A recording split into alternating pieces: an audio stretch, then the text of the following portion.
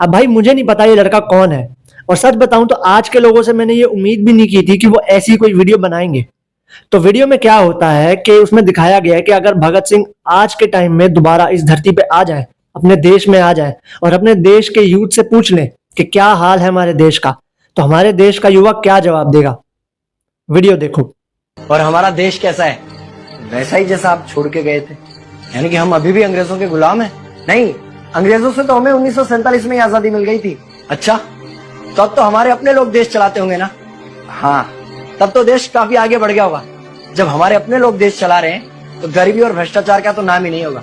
सबको बराबर हक दिया जाता होगा, किसानों और मजदूरों का अच्छा ध्यान रखा जाता होगा ना?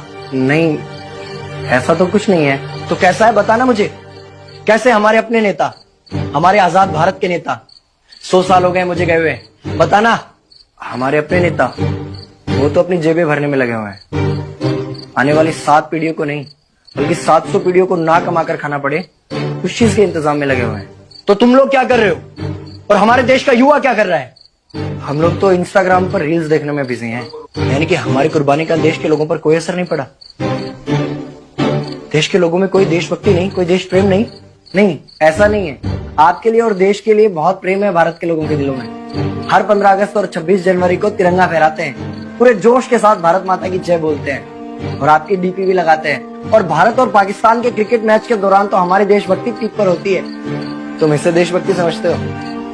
तो फिर क्या है देशभक्ति? अगर तुम्हारी देशभक्ति समाज को सुधारने में, गरीबों को अच्छी शिक्षा या बराबर का हक नहीं दिलाती तो कोई काम की नहीं है तुम्हारी देशभक्ति।